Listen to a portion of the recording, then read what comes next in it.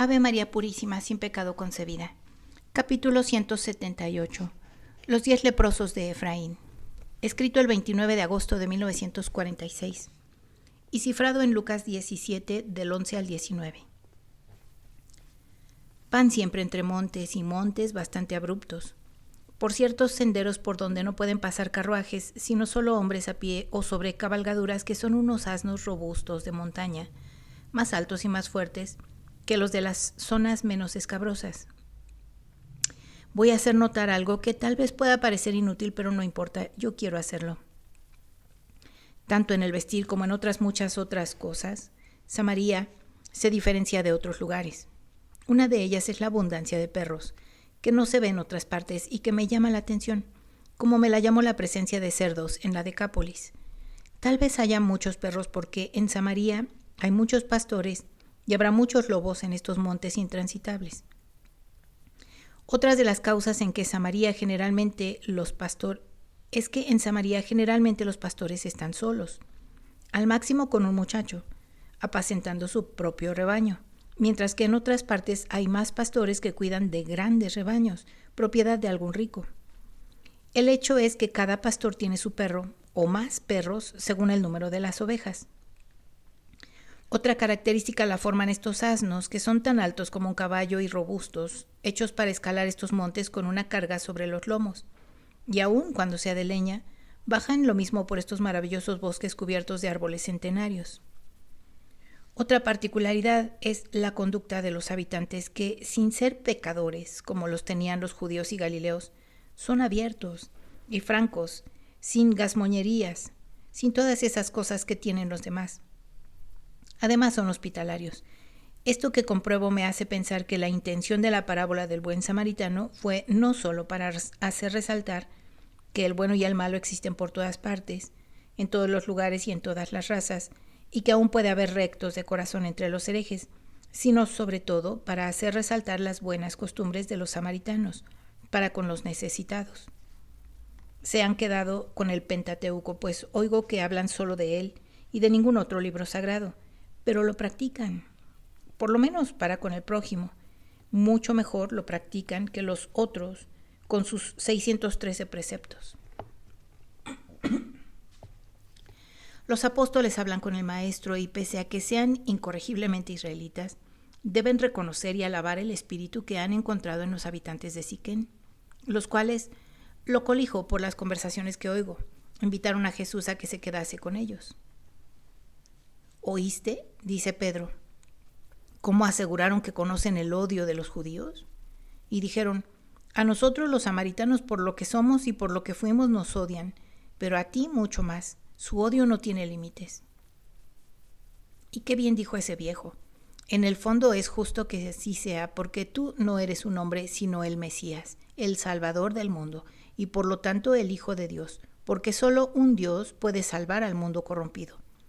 Pues como no conoces límites, ya que eres Dios, ni hay limitación en tu poder, en tu santidad y en tu amor, como también no tendrá límites tu victoria sobre el mal.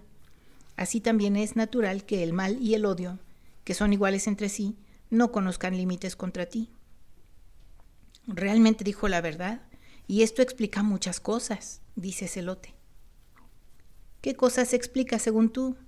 Yo no afirmo que solo dice que son unos tontos, dice Tomás con un tono decidido. No, no son unos tontos. La necedad sería una razón que excusase, pero necios no lo son. Entonces son unos ebrios de odio, replica Tomás otra vez.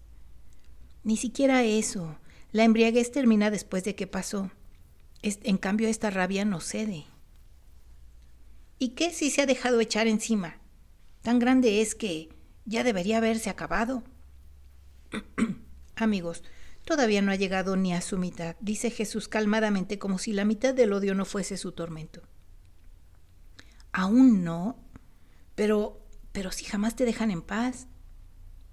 Maestro, todavía no se convencen de que dije la verdad. La dije, que sí la dije, y vuelvo a afirmar que si hubiera sido vosotros, habíais caído todos en la trampa como cayó el Bautista, pero no lo lograrán porque yo vigilo, dice Iscariote. Jesús lo mira y también yo lo miro preguntándome, y hace algunos días que lo hago, si la conducta de Iscariote se debe a que realmente ha vuelto al camino del bien y del amor por su maestro, a verse libre de fuerzas humanas y extrahumanas que lo tenían maniatado, o se trate de un ardid refinado con que prepara el golpe final, una entrega mayor a los enemigos de Jesús y a Satanás. Judas es en verdad un ser completamente especial que no puede descifrarse. Solo Dios puede entenderlo. Y Dios, que es Jesús, corre un velo de misericordia y prudencia en todas sus acciones y en la personalidad de su apóstol. Un velo que se romperá, iluminando completamente tantos porqués. Pero ahora son misteriosos hasta cuando se abran los libros del cielo. Los apóstoles están ensimismados con la idea de que el odio de los enemigos no ha llegado todavía en su término y que no hablan más así que no hablan más por algún tiempo. Después Tomás se dirige nuevamente a Zelote preguntándole: ¿y entonces, si no son ebrios ni necios, si su odio explica muchas cosas y no está, cuál es la explicación? ¿Qué son? No lo has dicho. ¿Qué son? Pues son endemoniados. Lo que dicen de él lo son ellos. Esto explica su rabia que no conoce descanso, que cuando más crece, tanto más se ve su fuerza. Dijo bien aquel samaritano: en él, hijo del Padre y de María, hombre y Dios, existe la infinitud de Dios y infinito es el odio contra él que se opone a esta perfecta infinitud. Aun cuando el odio por su mismo ser no es perfecto, pues tan solo lo es Dios en sus acciones. Pero si el odio pudiese llegar al abismo de la perfección, bajaría a tocarlo, aún más se precipitaría a tocarlo para después rebotar por la fuerza de su caída en el abismo infernal contra el Mesías, para abatirlo con todas las armas que arrancase a los infiernos. El firmamento que Dios gobierna tiene un sol. Se levanta, irradia, desaparece dejando su lugar a un sol más pequeño que es la luna. Y ésta, después de haber brillado, se oculta para dejar paso al sol. Los astros enseñan bien a los hombres su sujeción al querer del Creador, pero no así los hombres. Y un ejemplo de ellos es querer oponerse al Maestro. ¿Qué sucedería si la luna, cuando va a salir el sol, dijese: no quiero ocultarme, sino que regreso por el camino por el que vine? Pues claro que chocaría contra él, con gran horror y daño de todo lo creado. Esto pretenden hacer ellos, creyendo poder hacer añicos al sol. Es la lucha de las tinieblas contra la luz. La vemos cada día cuando amanece y oscurece. Las dos fuerzas que se disputan, que se apoderan a su vez de la tierra, pero siempre son vencidas las tinieblas porque no son absolutas. Siempre emana un poco de luz, aún en las noches en que no se ve ningún astro. Parece como si el aire de por sí la crease en los infinitos espacios del firmamento y la derramase, aunque de un modo limitadísimo, para convencer a los hombres que los astros no han sido apagados. Yo afirmo que igualmente en estas tinieblas características del mal contra la luz que es Jesús, siempre, pese a cualquier esfuerzo de las tinieblas, la luz consolará a quien crea en ella, dice Juan, sonriendo en sus ideas y recogido en sí como si monologara. Santiago de Alfeo toma a su vez el pensamiento de Juan. En los libros, el Mesías es llamado estrella de la mañana. Así pues, él conocerá también una noche y, horror, también nosotros la conoceremos. Conoceremos una noche, unas horas en que la luz no se verá fuerte, sino que se verán triunfadoras las tinieblas. Pero como él ha sido llamado estrella de la mañana y por eso excluye el límite en el tiempo, yo afirmo que después de la noche transitoria, él será una luz matinal, una luz fresca, virginal, que renovará el mundo, igual a la que sucedió al caos en el primer día. Sí, el mundo volverá a ser creado en su luz. Vendrá maldición sobre los réprobos que han querido levantar sus manos para atacar la luz, repitiendo los errores antes cometidos a partir de Lucifer hasta los profanadores del pueblo santo. Yahvé deja libre al hombre en sus acciones, pero por amor del hombre mismo no permitirá que el infierno salga vencedor. ¡Qué consuelo! Después de que los corazones han estado adormecidos y parecíamos como tontos y tardos por vejez precoz, la sabiduría vuelve a florecer en nuestros labios. No parecemos más nosotros. Ahora torno a encontrar a Zelote y a Juan, los dos hermanos de otro tiempo, dice Iscariote congratulándose. No me parece que hayamos cambiado tanto que no parezcamos más nosotros mismos, afirma Pedro. Así ha sido. Todos, tú el primero, luego Simón y los otros, aún yo mismo. Si ha habido uno que fuese siempre idéntico a sí mismo, ha sido Juan. No sé en qué. ¿En qué? Taciturnos, como cansados, indiferentes, pensativos, jamás habían vuelto a escucharse diálogos iguales y semejantes a los de otros tiempos y que tanto ayudan. Para liarnos en disputas, dice Tadeo, recordando cómo en realidad se convirtieron en altercados. No, para formarnos, porque no todos éramos como Natanael ni como Simón, ni como vosotros los alfeos, por nacimiento y sabiduría. Y quien lo es menos aprende siempre de quien es más, replica nuevamente Iscariote. Pues tienes razón. Yo diría que lo más necesario es formarse rectamente en justicia, y de esto nos ha dado muy buenas lecciones Simón, contesta Tomás. ¿Yo? Pero tú no ves bien. Yo soy el más necio de todos, replica Pedro. No, es verdad. Eres el que más ha cambiado.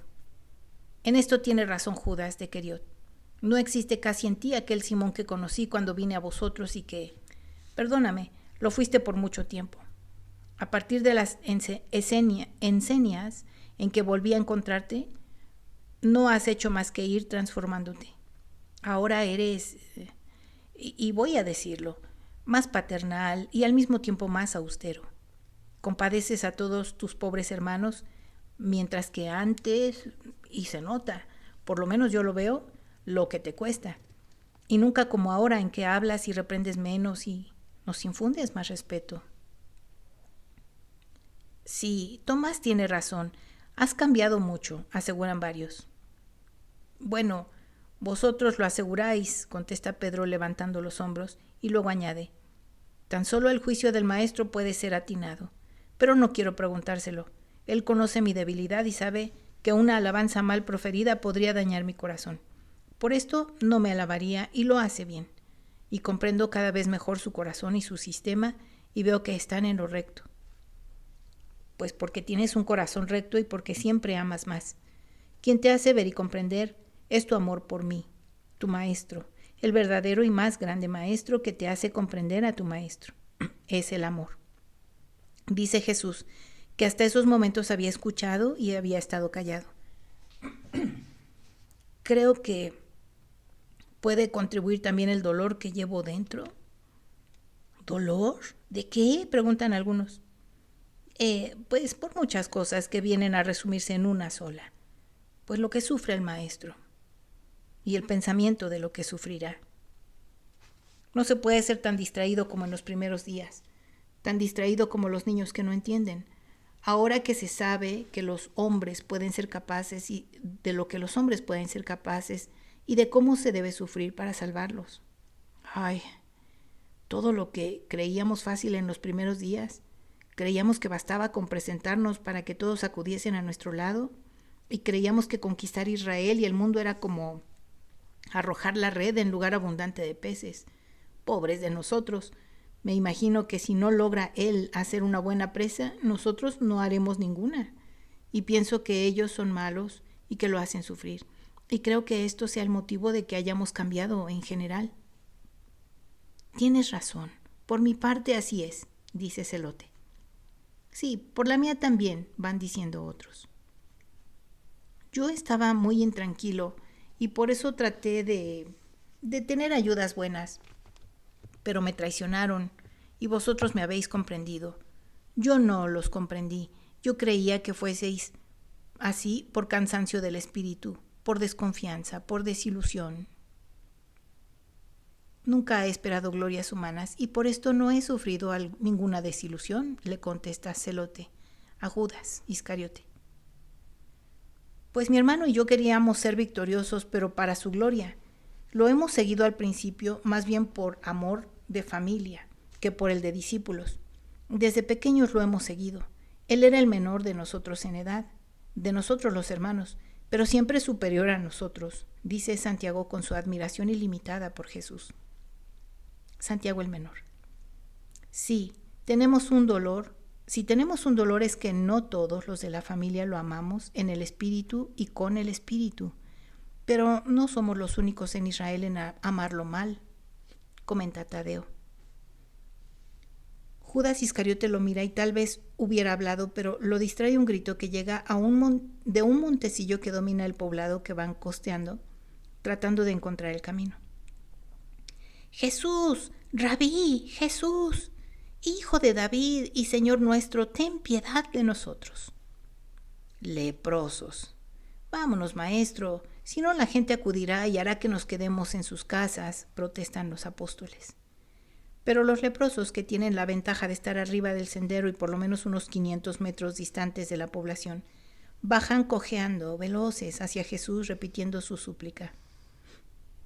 Entremos en la población, maestro. Ellos no pueden, proponen algunos discípulos, pero otros replican. Algunas mujeres están ya asomando, y si entramos, evitaremos a los leprosos, pero no a los que nos conozcan y nos detengan. Y mientras están inciertos en lo que harán, los leprosos se acercan cada vez más a Jesús, que sin preocuparse de las advertencias de sus apóstoles, ha continuado caminando. Los apóstoles se resignan a seguirlo, mientras algunas mujeres con sus niños a los pechos y alguno que otro anciano que ha quedado en el poblado se acercan a ver, siempre guardando su distancia de los leprosos, y que se detienen a algunos metros de Jesús y tornan a suplicar: Jesús, ten piedad de nosotros. Los mira por un momento y luego, sin acercarse a este grupo de dolor, pregunta: ¿sois de esta población? No, maestro, somos de diversos lugares, sino que el monte donde estábamos, que da a la parte del camino de Jericó, nos favorece. Id pues al poblado cercano a vuestro monte y mostraos a los sacerdotes. Y Jesús vuelve a caminar, haciéndose al lado de la vera del sendero para no tocar a los leprosos que lo miran acercarse sin tener otra cosa que una mirada de esperanza en sus pobres ojos enfermos. Jesús, al llegar a ellos, levanta la mano y los bendice. La gente del poblado, desilusionada, vuelve a sus casas. Los leprosos se entran de nuevo por el monte para ir a sus grutas o hacia el camino de Jericó. Hiciste bien en no curarlos. No nos hubieran dejado partir la gente. Y es necesario llegar a Efraín antes de que anochezca. Jesús camina y calla. Las curvas del camino que siguen la configuración del monte han ocultado ya el poblado. Pero un grito llega: sea alabado el Dios Altísimo y su verdadero Mesías. En él está todo el poder, sabiduría y piedad. Alabado sea Dios Altísimo, que en él nos ha concedido la paz. Alabadlo, hombres todos de la Judea y Samaria, de la Galilea y la Transjordania. En las nieves del gran Hermón, sobre las quemadas rocas de la Idumea y en las arenas que bañan las ondas del mar grande, resuene la alabanza del Altísimo y a su Mesías. La profecía de Balaam se ha cumplido. La estrella de Jacob brilla en el cielo, de una patria que ha reunido el verdadero pastor.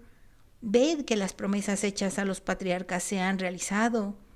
Oíd la palabra de Elías que nos amó. Escuchadlas, pueblos de Palestina, y comprendedla. No se debe más cojear por las dos partes, sino escoger a la luz del Espíritu, y si el Espíritu es recto, sabrá escoger bien. Este es el Señor, seguidlo. Hasta ahora hemos sido castigados, porque no nos hemos esforzado en comprender. El hombre de Dios maldijo el falso altar cuando proféticamente dijo: he aquí que nacerá de la casa de David un hijo llamado Jeosicue, que inmolará sobre el altar y quemará huesos humanos. Entonces el altar se hendirá hasta las profundidades de la tierra, y las cenizas de inmolación se esparcerán al norte y al sur y a oriente y hacia donde se oculta el sol. No queráis hacer como el necio de Ocosías, que mandó a consultar al Dios de Acarón, estando el Altísimo en Israel. Y no queráis ser inferiores a la burra de Balaam, que por su respeto al espíritu de luz hubiera merecido vivir mientras hubiera caído muerto el profeta que no veía. Ved la luz que pasa entre nosotros. Abrid los ojos, vosotros, ciegos del espíritu, y mirad. Y uno de los leprosos le sigue siempre más cerca, aún por el camino principal al que ha llegado mostrando Jesús a los peregrinos. Los apóstoles aturdidos se vuelven 2 o 3 veces ordenando al leproso, que está completamente curado, que se calle. Y la última casi hasta lo amenazan. Por un momento deja de levantar la voz y contesta a todos. ¿Y qué? ¿No queréis que glorifique las cosas que Dios ha obrado en mí? ¿Queréis que no lo bendiga? Bendícelo en tu corazón y cállate, le responden impacientes. No, no puedo callar. Dios pone en mi boca las palabras. Y con voz fuerte continúa. Gente de los lugares vecinos, gente que por casualidad estáis pasando, deteneos a adorar al que reinará en el nombre del Señor. Yo me burlaba de muchas palabras, pero ahora las repito porque veo que se realizan. Ved que todas las gentes se ponen en marcha y vienen cantando alabanzas al Señor por las estelas del mar, por los desiertos, por los collados y montes. También nosotros, pueblo que ha caminado en las tinieblas, caminaremos hacia la gran luz que ha nacido, a la vida, saliendo de la región de la muerte. Lobos, leopardos y leones como éramos, volveremos a nacer en el Espíritu del Señor y nos amaremos en Él, a la sombra del retoño de Jesé, que se ha convertido en cedro, bajo el que se coligen las naciones que Él ha reunido en los 4 puntos de la tierra. Ved que llega el día en que los celos de Efraín terminarán, porque no existe más Israel ni Judá, sino un solo reino, el del Mesías del Señor. Ved que canto las alabanzas al Señor que me ha salvado y consolado. Ved que os digo que lo alabéis y vengáis a beber la salvación de la fuente del Salvador. Hosana, hosana a las grandes maravillas que Él hace. Hosana al Altísimo que ha puesto en medio de los hombres su espíritu, revistiéndolo de carne, para que fuese el Redentor. Según Números 11. No se agota. La gente aumenta, se apiña y llena el camino. El que venía detrás corre y el que iba delante regresa. Y la gente de un pequeño poblado donde se han detenido se une a los viajeros. Hazlo callar, Señor, es samaritano. Así lo dice la gente, y no debe hablar de ti si no permites que ni siquiera nosotros te precedamos predicándote, dicen inquietos los apóstoles. Amigos míos, repito las palabras que Moisés dijo a Josué, hijo de Num, que se lamentaba por Eldad y Medad, porque Eldad y Medad profetizaban en los campamentos. ¿Estáis celosos de mí? O si profetizase todo el pueblo y el Señor diese a todo su espíritu, voy a detenerme y le diré que se vaya para daros contento. Se detiene, se vuelve, llama así al leproso curado, que corre y se postra delante besando el suelo. Levántate, ¿dónde están los demás? ¿No eran 10? ¿No sintieron los otros 9 necesidad de dar gracias al Señor? De 10 leprosos, de los cuales uno es samaritano, ¿no hubo otro fuera de este extranjero que sintiese el deber de regresar para dar gloria a Dios antes de volverse a integrar a la vida y a la familia? Se le ha llamado samaritano. No están más ebrios los samaritanos, pues, que ven sin equívocos y corren por el camino de la salvación sin tropezar. ¿Habla acaso la palabra un lenguaje extraño? Si lo entienden los extranjeros y no los del pueblo. Pasea sus brillantes ojos sobre la multitud de todos los lugares de la Palestina que se encuentran presente. Nadie puede resistir esa mirada. Muchos inclinan la cabeza y suben sobre sus cabalgaduras o continúan su camino alejándose. Jesús inclina sus ojos sobre el samaritano arrodillado a sus pies. ¡Qué mirada tan dulce!